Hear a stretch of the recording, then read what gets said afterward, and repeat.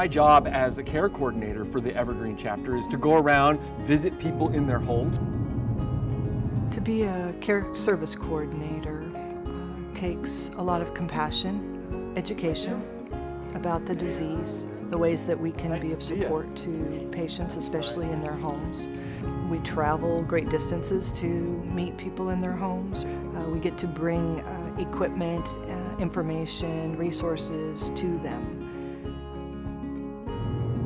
This is my office, and I do about, I aim for about 250 miles a week, or, about 12,000 miles a year, which is pretty good expense.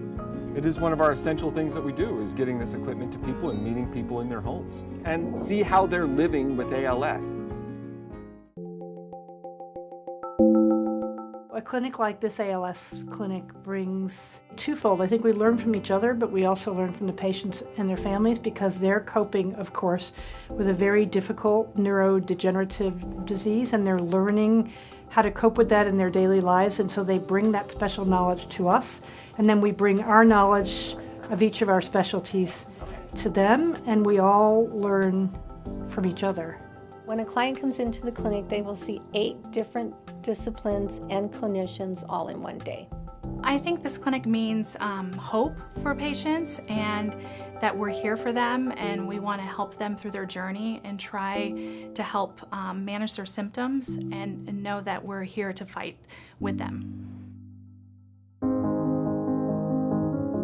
The Loan Locker is a great program for people with ALS. We have the ability to provide devices for people free of charge. From shower chairs to different kinds of simple apparatus devices, a walker. We've used a loaner power chair until I got my own power chair. They use those devices while they're waiting on insurance to provide it for them, and even if insurance doesn't cover it, then we can offer those loans to people just to help with their journey.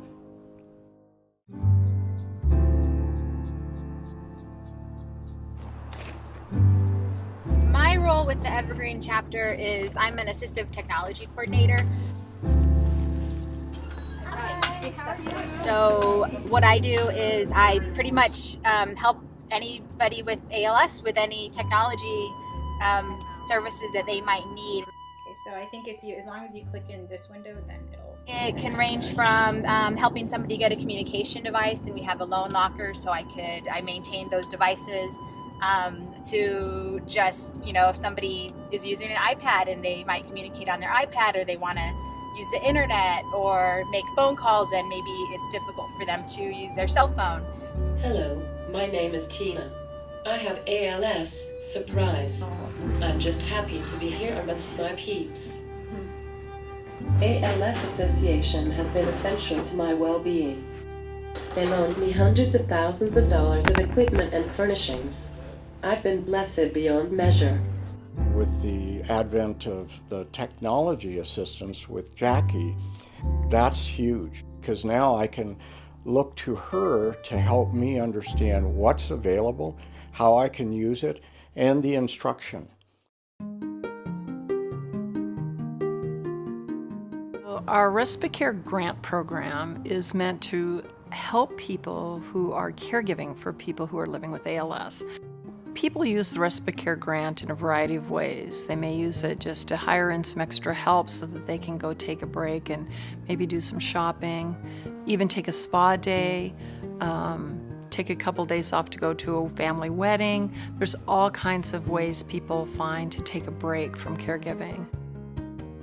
By giving the caregiver a day off or some kind of break, they can then come back and really take good care of that patient. On behalf of ALS, our patients, families, and community, thank you so much for your support. Thank you.